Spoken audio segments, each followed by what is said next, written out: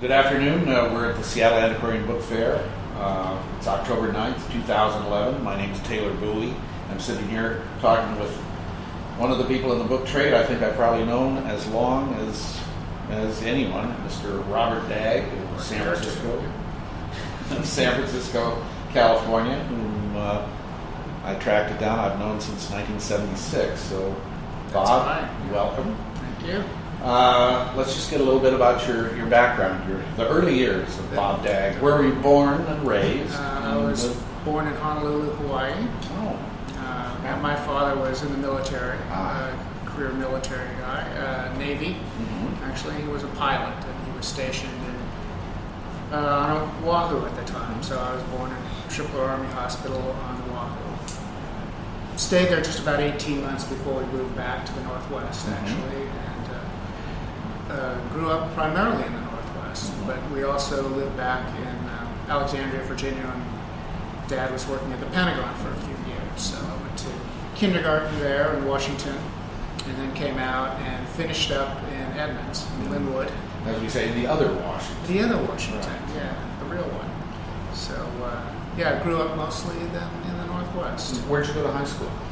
Bainbridge Island High School, but lived on Whidbey Island for a while. Went to part of first grade in Coopville, and then spent quite a few years in Oak Harbor, so junior high there. Brothers and sisters? I'm one of four. I've got an older sister, a brother who's 7 years younger than me, and a much younger sister who's 7 years younger than him. Wow, that's quite a spread. Yeah. Are they in the Northwest or spread out? I think my older sister lives in Vancouver, Washington right now, and my little sister just moved to Utah within last year. She was living here before that. And my brother lives in Southern California. Okay. Spread out, but in the West. But we're all in there. We've all stayed in the West. Now, after high school, you went directly to the University of Washington to study? No, I had a year off. I was actually an exchange student in Germany, so I went to Cologne. I lived there for a year and went to school at a gymnasium. Tried to learn to speak German. And when did you start at the University of Washington here in Seattle? So, graduated high school in 74. So then went to Germany at the end of 74, back in 75. So I started in the fall of 75 at the University of Washington. Which leads me to recall correctly that when I first met you as a customer in my bookshop here in Seattle, you were a sophomore at the university. Yeah, that would be exactly right. Late 1976. So the time, because I remember the sophomore part. So that, yeah, I thought it was kind of 76, 77. I remember that one of the things that we did is you gave me Maurice Neville's first catalog. That's very interesting. Well, we'll have more to say about Maurice in a little bit. So you were a student at the university, and you came down to my shop, and surprisingly to me, given your age, although I'm only a couple years older than you are, you actually started buying books. Tell us about that. What were you thinking at the time? You were buying first editions? It was kind of, I guess, like books in a general way, but I'd never even read books or literature until getting into college. And when I first signed up, I was going to be a business major, so I went on the business administration track, which I left pretty early. But my other friends were taking English classes, and they were being assigned novels to read, Camus and things like that. And I started reading all of the books for their classes, which I thought were fascinating. And so one thing led to another, and I just kind of then quickly tried to catch up. What am I doing in the School of Business? Yeah, well, that changed. I ended up graduating in history instead of business, so I got out of that. Accounting weeded me out pretty well. How did you happen to discover? But how did I, yes, yeah. well, answer that question. I just came into your store because I was interested in getting nice reading copies of books. And so I just wanted nice hardcovers instead of paperbacks, which everybody else had. Right. So I was looking for those things, and I started out buying a few of those from you, and then you had that bookcase up by the front door, I remember, as you came in. And they were first editions, so well, what are these things, these first editions? Why would someone want those?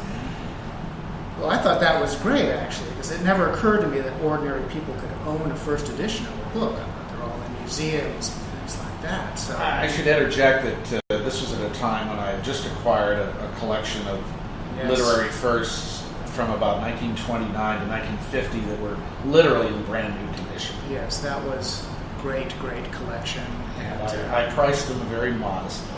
And I still have some of those books from that in my own personal collection. If you may remember, I have an interest in Thomas Mann. Thomas Mann, yeah. He had Dr. Faustus and the Tetralogy, and I still have those same copies. Oh, that is nice to know. 35 years later. That is nice to know. And the first two really serious collectible books I ever bought were from you.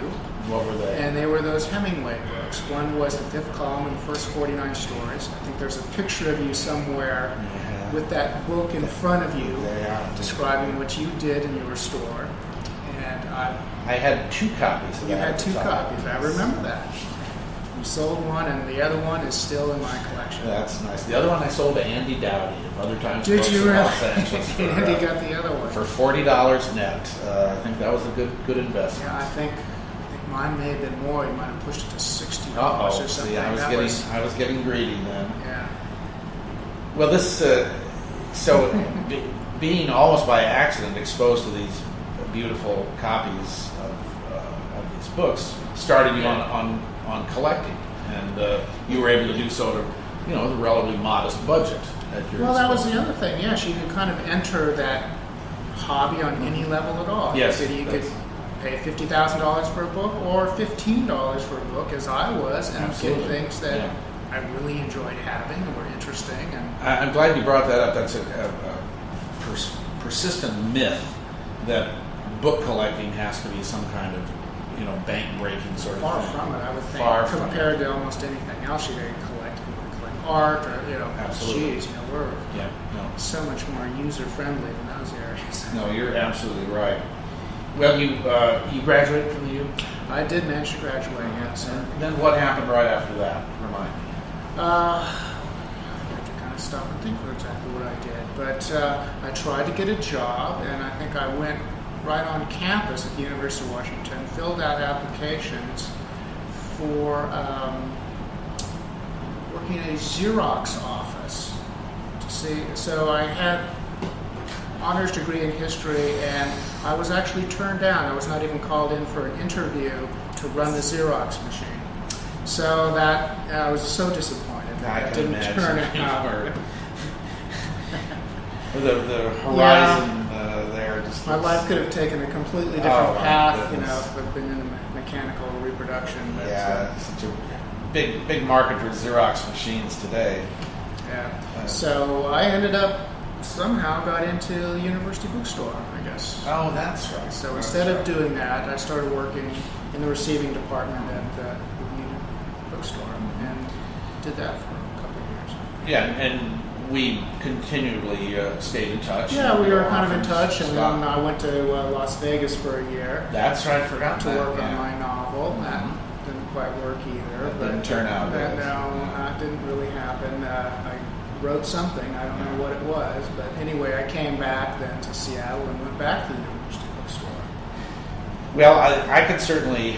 Normally, I ask people how they got into the book trade, but in this particular case, I know because a bookseller friend of mine, Maurice Neville, Santa Barbara, who was in the 70s and 80s a major dealer in modern first.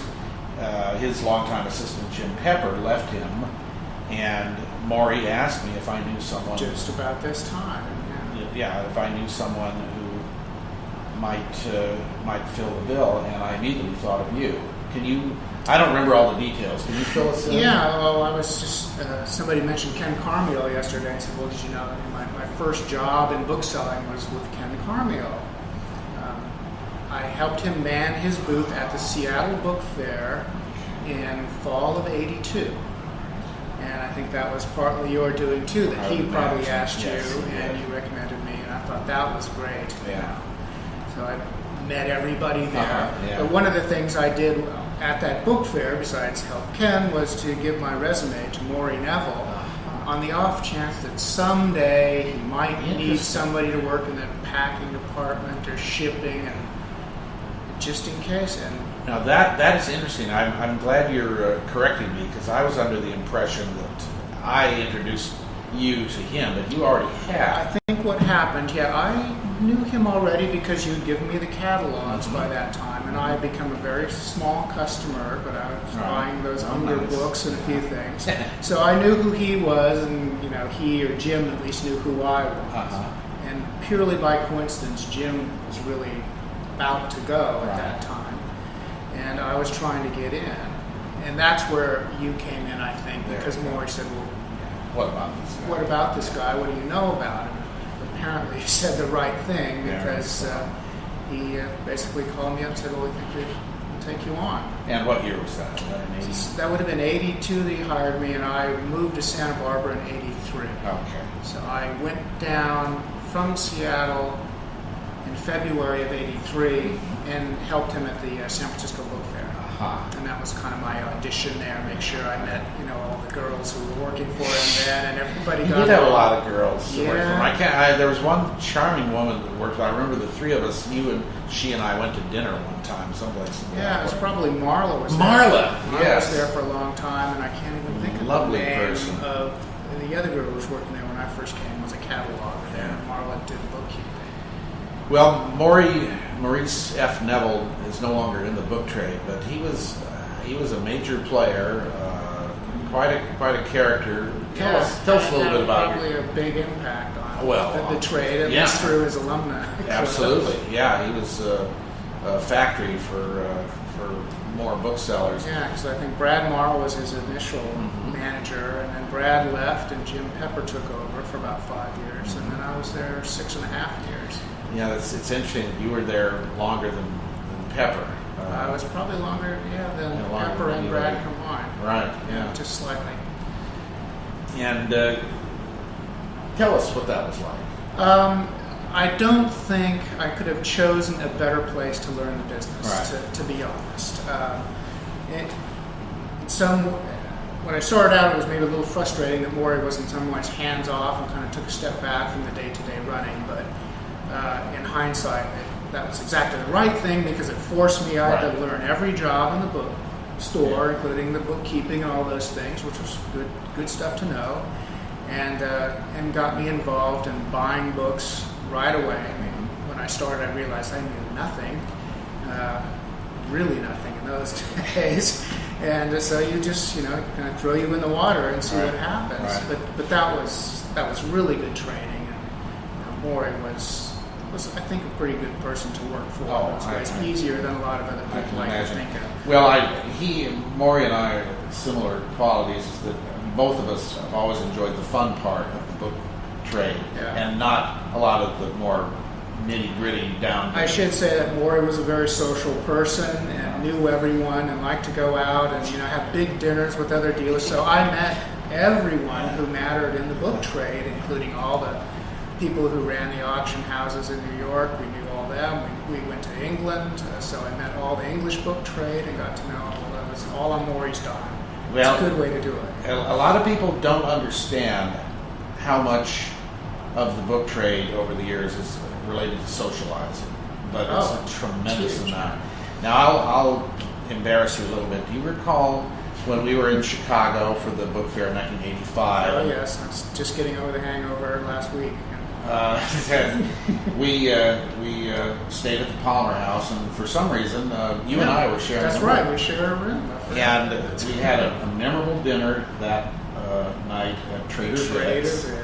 And I believe you had either 2 or 3 zombies. At least, yes. And I've never before or since seen you quite as excited as you were by those 3 drinks. I eventually learned to not try to keep up with Maury on the drinks. Or any English dealer. Right, He's a little bit bigger guy than I am, It didn't really faze him, but I was trying to be part of the group and keep up my end. Bad idea. Yeah, bad idea. No, Maury went his own way. So we were all zombies for the rest of it. Now, so you worked for Maury for over 6 years. Yeah. And, March 83, September 89. And in September 89, what happened? I left. September 15th was kind of my last day at Maurice Neville, but very amicable parting. We talked about it well in advance, which I think was one of the reasons. It was so easy is that a full year before that, we decided, okay, this is what I was going to do and what he was going to do. And we started kind of, tidying up loose ends. He was kind of phasing the business out at that point, is that correct? I don't know if that's a way to describe it, but I think, in some ways... In the back of his mind. He wasn't maybe enjoying it as much as he was then, as he did at the beginning, not being new and fresh and fun, and then we started to become a job. I mean, Maury was the kind of guy who needed a Brad Morrow or a Jim Pepper or a Bob Dagg to do that kind of stuff that he didn't want to do. Yeah, I think so. I'd like to have that person too, but...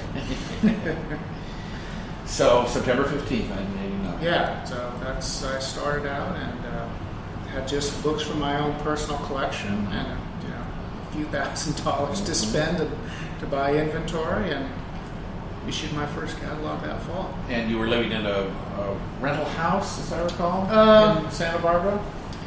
When I actually started in business, I was renting a condominium in Santa Barbara. Okay. So I moved right before then to a slightly larger space. Right. I recall visiting there once, anyway. Yeah, around I came in downstairs and into the book room. Yes, exactly. And that was my first incarnation of How'd that Dagg Rare Books. Dagg Rare Books. How did that first catalog go? How was it received? I wish I could do as well now. I know. Yeah, that was a. I thought then, well, this isn't too bad. No. Of course, I'll get better every catalog, and it'll be easier and easier. Of course, that wasn't quite how it worked out. No, it's funny what happened in the 90s. But we're getting a little ahead of ourselves. How long did you stay in Santa Barbara then? I stayed there till 1995, so it was 83 to 95. And what made you decide to move up to the Bay Area? Well, I was probably getting married in 92. Okay, well, I would like to talk a little bit about that. Oh, you were married in 92? Yeah. Oh, well, normally I don't spend a lot of time talking about spouses, but I would really like to talk about your amazingly charming wife, who I love dearly. Tell us a little bit about her. How did you meet her? Get this on tape, and I don't have to keep telling the story. But she's in English. She's from London, and we met in 1986. Oh. And we actually met at Waiting for Godot Books in Cambridge. And I was still working for Maury. Came back to do one of our scouting trips together. And we kind of got in the car and drove around the East Coast for a couple of weeks. Diane, who knew an English bookseller friend of Gary's, of mine, said, if you're in the Boston area, you should look up the Godots. Maybe they can find you something to do, maybe put you up or not. Well, they didn't have any idea who she was when she first called. So she said, fine, that's good, but it's nice to talk to you at least and touch bases. Well, they called her back about 20 minutes later and said, we're taking this trip with a bookseller friend of ours. Why don't you come over anyway? And you can stay here, put some glassine on some books. And they found her a job working at Mark Star Books for 10 days shelving. So her a job, a place to live, and let her look after their house while we were on the road. Wow, this is great. So that's the first introduction that we had. And then when we came back, spent a couple more days together just in Boston going around. And Diana kind of hit it off. I went back to the coast. She stayed there a little bit longer, then went to New York for about a month. Right. And she had a place to stay there. And we're talking every day on the phone. Got to the point, so why don't you come see the west side of the things, So, okay, come out and visit Santa Barbara. So she came out and ended up staying with me for a few months. The end of 86. Goodness, I did not have any idea it was such a long courtship. Yes. And nice. So she stayed, was going to stay about a month, it ended up being like 4 months, and then said, I think I need to go back home again, because she was just out of university. Had not really worked a regular job. So she went back and ended up getting a job in the advertising business, which is what she went into. Right. And then kind of got involved in things in England, and we ended up kind of going our separate ways. So that's in 87. And then, so years went by, we really had relatively little contact. Occasionally I'd hear something about her through Gary and Frank. Oh, that's nice. but one of her accounts was American Airlines. And as kind of a treat to an employee, they gave her a free round trip business class, anywhere she wanted to fly. Where'd she want to go? So she said, come out to the States. And she went to see a friend of hers in Rochester and spent time with Annie and Gary. And in between, she had actually contacted me and said, I'm going to be traveling, just thought I would stop in, see how you're doing. Nice to see you again.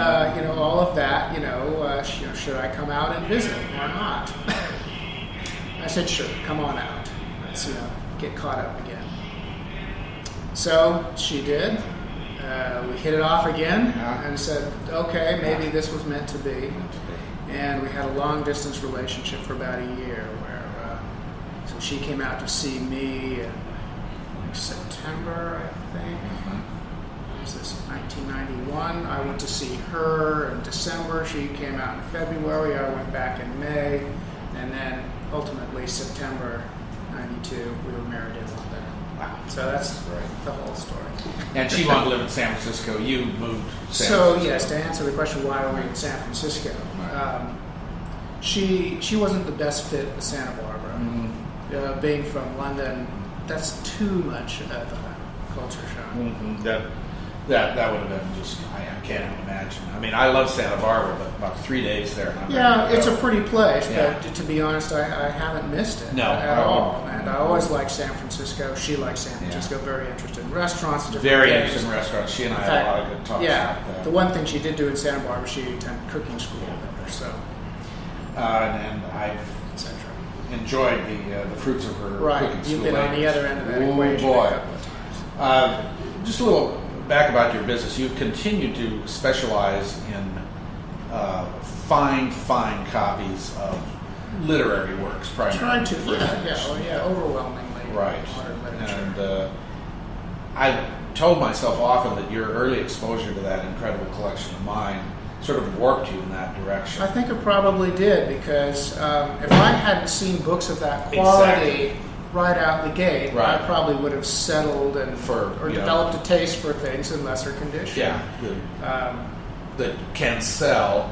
But as I always like to say, the fewer apologies you have to make for a book, the better it is. And, when you have something brand new, absolutely, very few apologies. So the combination of that and the Unger collection, I would say, really did kind of push me in that direction. Where, okay, they can be had like this. Which is a collection of pristine books that Maurice Neville. One of those amazing collections of mint books. Now, these days you continue to issue lists and do book fairs. I do, I'm still doing printed lists that we mail out to a mailing list. May I ask, how big is your mailing list? It's now down to about 300, in fact, under 300. Well, this seems to be the operative number for a lot of people, 300 to 500. It had been well over 1,000 in the old days. Right, but postage costs. It does, and it doesn't always produce that much. No, it doesn't. Tell us, in your view, I had an interesting conversation just before with Ralph Sipper, how has the internet affected your end of the business? You specific.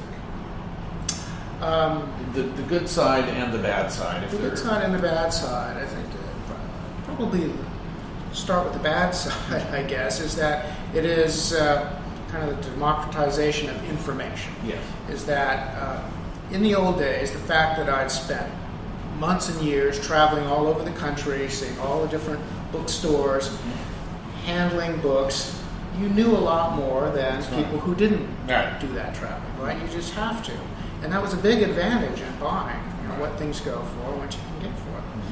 So, but now almost anybody, with a hookup can get that same information instantly. So that's a big advantage gone. Of course, how they choose to interpret and use the information.